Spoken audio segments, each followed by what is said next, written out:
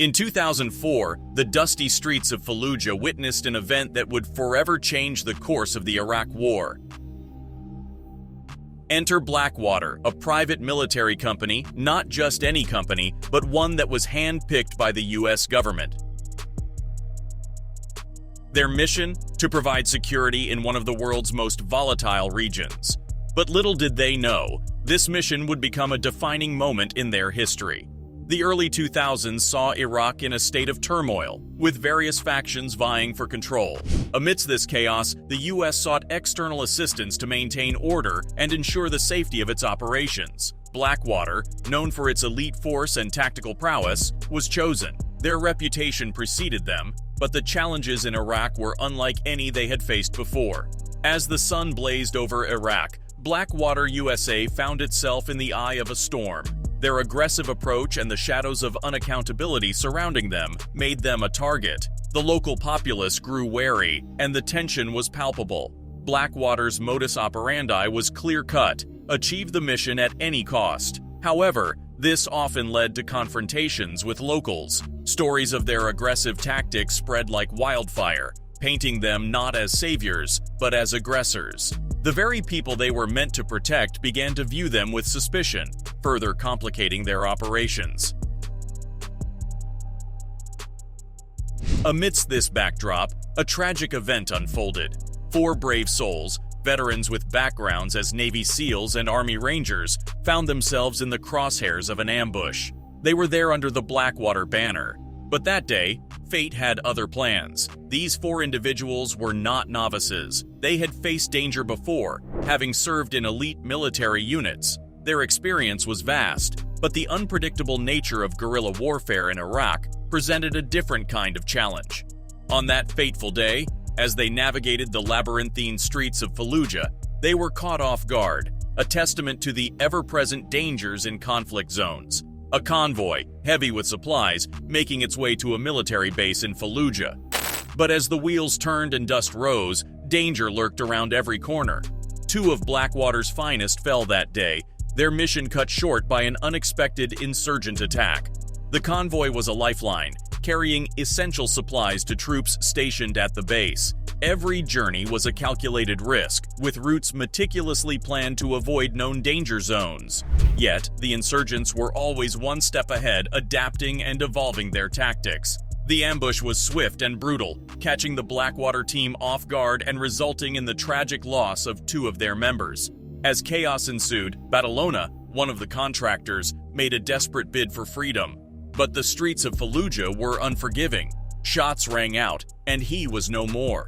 The scene was grim, with the contractors facing overwhelming odds, their vehicles becoming a haunting testament to the brutality of war. Fallujah's attempt to escape was a last-ditch effort to survive in a dire situation. The streets, which once bustled with life, now echoed with the sounds of gunfire and explosions. Every alleyway could hide a potential threat. As Fallujah made his move, he was met with a barrage of bullets, a stark reminder of the high stakes in urban warfare. The aftermath was a chilling sight, with the vehicles serving as a grim monument to the day's events. The ambush in Fallujah was not just another skirmish in the Iraq War. It was a catalyst, igniting a fierce response from the US military.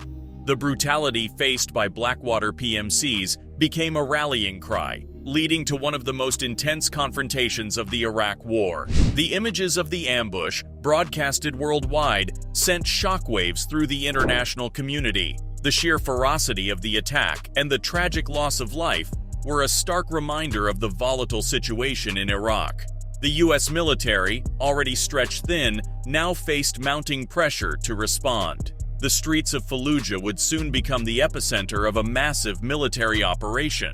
The Blackwater contractors, despite their backgrounds, were tragically ill-equipped and lacked the necessary support for such a perilous mission. Their training, while extensive, did not prepare them for the unique challenges they would face in Fallujah. Questions began to arise. Why were these contractors, with their vast experience, caught off guard?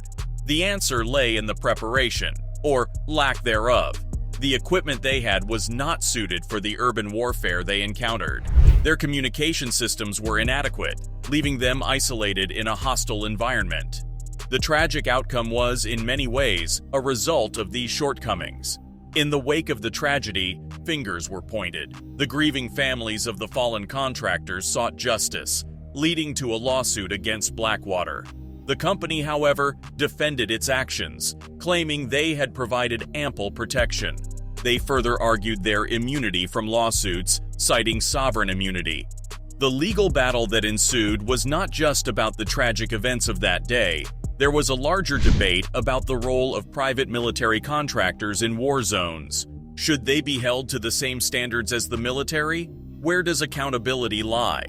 The lawsuit brought these questions to the forefront, highlighting the murky waters of PMC operations. Blackwater's defense, citing sovereign immunity, was a contentious point, raising ethical and legal dilemmas. In the modern era, as conflicts became more complex and widespread, nations began to seek alternative solutions to traditional military deployments. Enter the PMCs, essentially private armies, offering their services to the highest bidder. From guarding diplomats to training foreign troops, these companies filled a niche that state militaries couldn't or wouldn't.